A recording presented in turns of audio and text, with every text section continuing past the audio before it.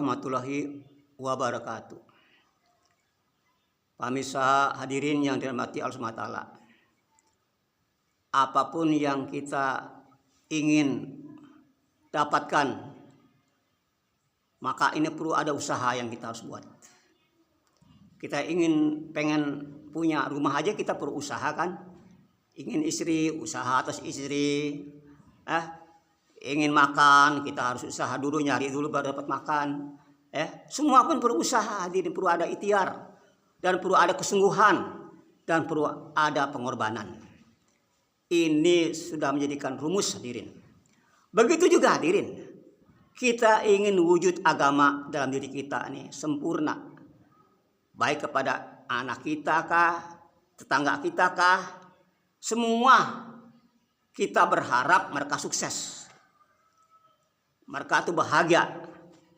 Itu yang kita harapkan, hadirin. Nah, ini dengan agama sempurna mereka akan bahagia, sukses, hadirin. Karena Allah tidak menerima agama yang hanya separuh-separuh. Enggak terima, hadirin. Fisilmi kalfah, masuk agama secara seluruhan, kafah. Baru ini Allah akan menyenangkan Allah. Baru Allah ridho kepada siapapun yang sudah sempurna agamanya. Nah, ini, hadirin, ini sudah menjadikan rumus, hadirin. Hadirin yang dapat Allah, apapun kalau gak sempurna, hadirin, enak, ada manfaat nggak? Coba saya tanya deh. Bapak masak nasi nggak sempurna, kan aron, nggak enak dimakan. Bapak naik mobil, kan badannya belum, nggak semuanya masuk, Pak. Masih ada nih kelihatan kakinya di luar, Pak. Enak atau bahaya nggak? Bahaya, hadirin. Begitu Pak, agama Pak, kalau nggak sempurna, nggak indah, Pak, diamalkan, nggak indah dirasakan. Ya, kalau separuh agama diamalkan, separuh bahagia, separuh celaka, hadirin. Begitu, hadirin. Jadi sempurna secara apa? Secara totalitas. Nah, baru akan datang kenikmatan di dunia, Pak, ya. Sudah ada kenikmatan, Pak, apalagi nanti di sorenya Allah, ya. Di dunia ini, masya Allah, Pak, ada kenikmatan sendiri, Pak. Walaupun kita gubuk derita, kan, tapi ada agama sempurna, indah, Pak. Apalagi di istana, kan, kita tinggal, masya Allah, ya. Jadi tidak ada hubungan, Pak, antara harta, pangkat, jabatan, itu ada kebahagiaan, nggak ada hubungan. Harta, pangkat, jabatan tuh nggak ada hubungan dengan kebahagiaan manusia, Pak. Tidak ada kaitannya. Walaupun rumah derita, rumah butut, Pak, enggak, rumah kebocoran, tapi ada agama sempurna, Pak, itu masya Allah, Pak, udah surga udah milik kita lah. Kalau ada agama sempurna dalam wujud, dalam kehidupan seseorang, hadirin. Maka, hadirin yang dirahmati Allah Subhanahu wa Ta'ala, siapa, Pak, yang kita harus contoh dalam mengamalkan agama sempurna? Siapa yang kita harus jadikan idola? Siapa yang kita harus contoh? Ya, baginda Rasulullah lah yang pertama yang harus kita contoh. Karena man kasaba biqaumin fahuwa minhum. Barang siapa meniru satu kaum akan bersama orang yang ditiru. Kalau kita mengikuti orang gagal, ya kita juga pasti gagal, hadirin. Tapi kalau kita mengikuti orang sukses, para nabi, para sahabat, para tabiin, insya Allah kita pun sukses, hadirin. Kita pun sukses kalau kita mengikuti jalan orang yang sukses. Nah, banyak jalan menuju Roma. Jalan surga cuma satu, hadirin, cara nabi. Nah, jalan-jalan selain itu banyak, hadirin. Tapi jalan ke surga cuma satu, Pak. Bagaimana cara nabi, Pak? Agama pertama kita harus amalkan dua, Pak. Pertama amalkan agama, kedua usaha atas agama. Ini, Pak, baru agama akan wujud sempurna dalam diri kita, hadirin. Hadirin, sekarang saya tanya, apa sih agama sempurna, hadirin? Agama sempurna itu ada 5, hadirin. Pertama imaniyah, ubudiyah, muamalat, muasyarat, akhlak. Ini 5 nih agama sempurna, hadirin. Ini sempurna agama. Nah, baru kalau sudah 5 ini ada, hadirin, baru sempurna agama kita, hadirin. Imaniyah, ubudiyah, muamalat, muasyarat, akhlak. Baru ini wujud agama sempurna, hadirin. Maka, hadirin yang dirahmati Allah Subhanahu wa Ta'ala, untuk dapatan ini maka perlu kita buat usaha Nabi, Pak. Usaha Nabi ini ada 4. Apa usaha Nabi, Pak? Pertama, dakwah ilallah. 2, talim wa talum. 3, zikir.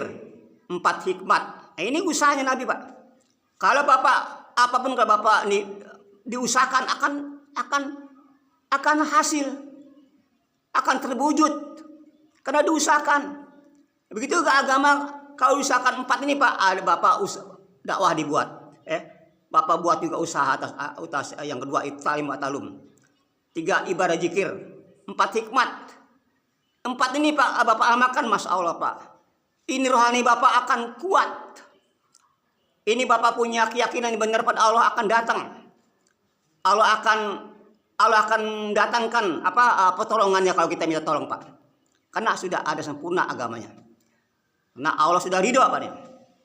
Allah sudah ridho kepada kita bila mana agama sempurna dalam kehidupan kita dan kehidupan umat. Hadirin. Maka hadirin yang dirahmati Allah, kita dihantar bukan untuk mengkola dunia, bukan ingin membuat bagaimana pertanian yang canggih, bagaimana membuat pesawat yang canggih, bukan hadirin. Umat ini dihantar bagaimana menyempurnakan iman, menghubungkan kita pada Allah yang baik, hubungan kita pada Allah, channel kita pada Allah. Itu Pak, maksudnya. Inilah umat Islam dihantar.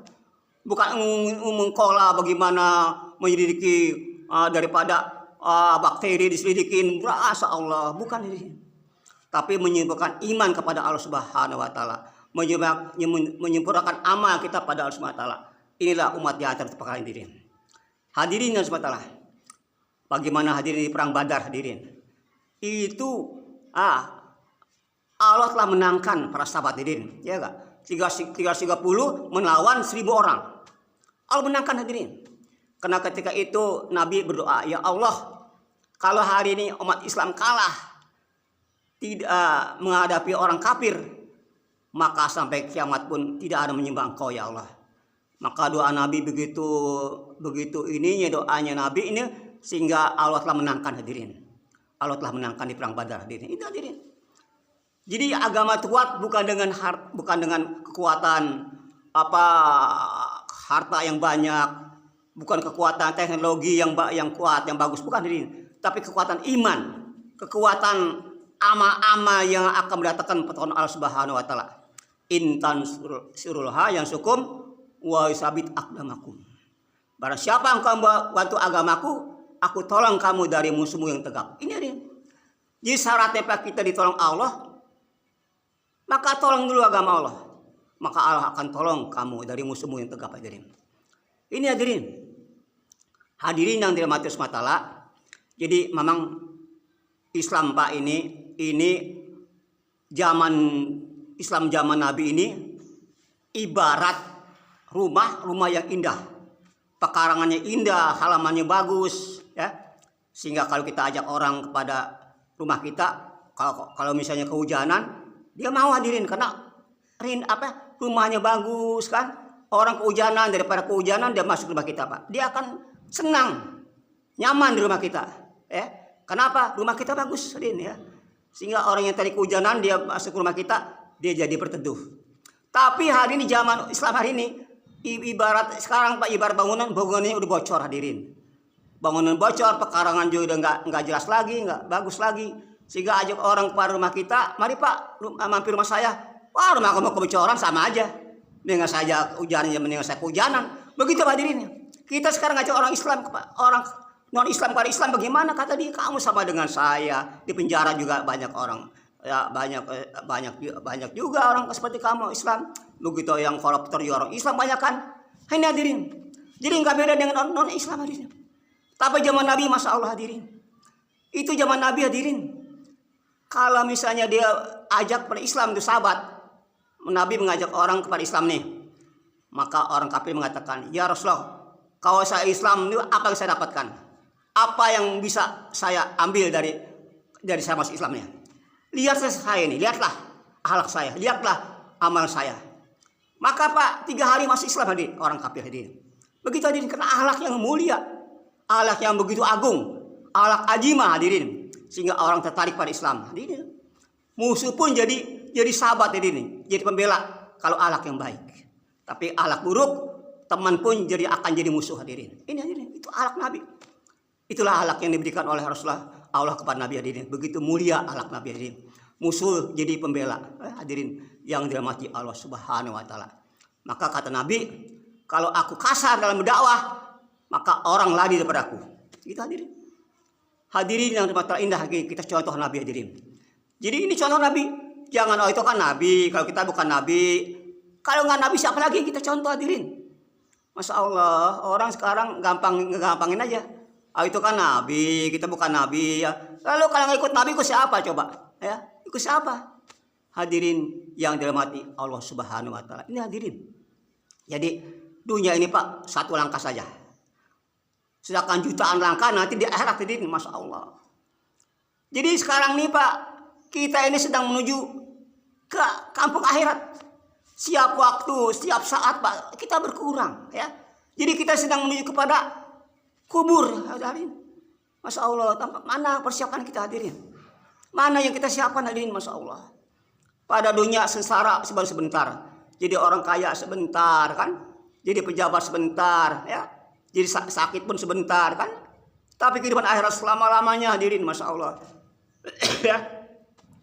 Di sana hadirin di surga tuh dikatakan surga rumahnya dari emas. Dan ada 7.000 kamar hadirin. Satu kamar ada 70 balai. Dan satu balai ada bidadari hadirin. Ini hadirin. Rumahnya tetap nggak hancur, orangnya pun nggak akan mati-mati hadirin. Itu di surga hadirin. Hari-hari kita tambah ganteng. Kalau laki-laki hadirin tambah ganteng, tambah muda. Perempuan tambah cantik hadirin. Masya Allah hadirin. Begitu hadirin. Jadi sekarang kita nih jangan kita hanya berfokus kepada kenikmatan dunia Pak, yang hanya satu tetes aja kata Nabi. Kalau kau ingin bandingkan dunia akhirat, kau ambil air dan jatuh dari jari kita Pak. Ini dah dunia ini Pak, kenikmatan Pak.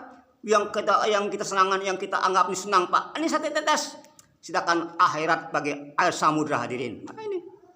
Jadi kita harus punya hati bersih hadirin. Hati kita bagaimana supaya hati kita tuh hanya Allah saja. Selain Allah tidak boleh masuk hati kita Pak. Nggak boleh. Di darah keras. Hanya Allah saja yang ada di hati saya.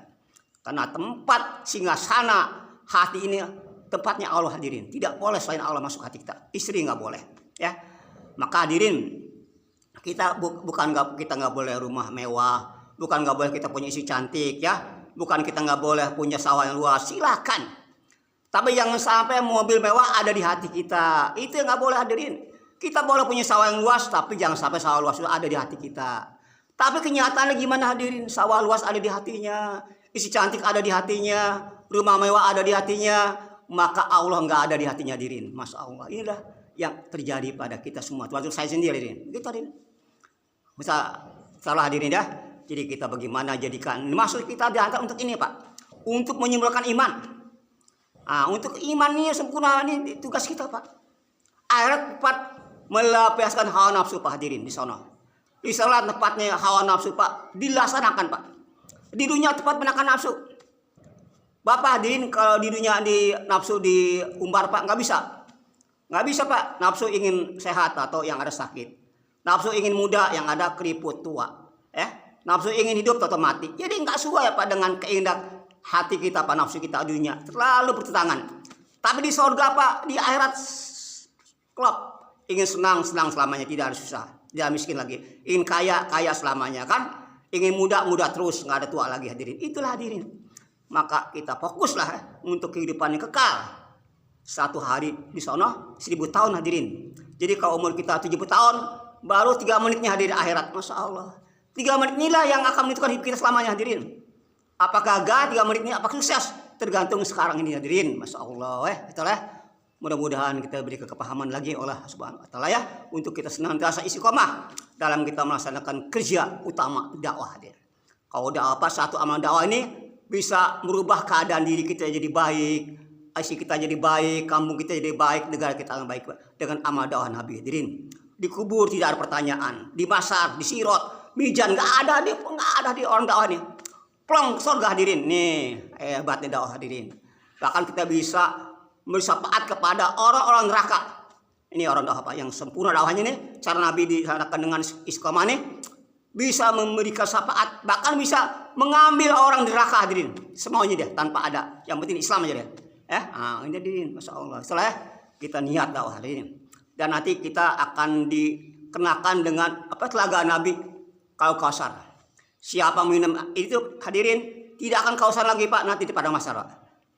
Nanti di sana Pak orang yang suka dakwah nih di dunia, maka Allah kasih dari tangannya sendiri asal Pak, tangannya orang dakwah ini, orang yang di dunia dia ambil kerja dakwah ini dikasih tangan darah sendiri, enggak? Itu kemudian orang yang ngambil kerja dakwah sebagai kerja sebagai utamanya hadirin. Allah muliakan hadirin. Kemudian tidak lagi melalui masa sirat langsung hadirin. Sehingga malaikat tuh heran. Dia protes sama Allah, ya Allah, ada satu kaum ini yang lonong tanpa ada hisapan langsung ke surga. Gimana urusan ini? Apa kata Allah hadirin? Wahai malaikat, biarkan dia ke surga langsung. Aku malu menghisapnya karena hartanya digunakan untuk aku, waktunya untuk aku, dan direndahkan, dihinakan karena agamaku. Biarkan saja, aku malu menghisap diri. Itulah hadirin orang yang berjuangkan agama Allah dengan harta dirinya. Kita minta imbalan, ikhlas karena Allah, maka Allah malu Pak menghisap ini nanti di akhirat. Masya Allah. Subhanallah hadirin, mudah-mudahan kita diberikan kepahaman. Subhanallah wa bihamdihi, subhanaka wa bihamdika, astagfirullahaladzim. Assalamualaikum warahmatullahi wabarakatuh.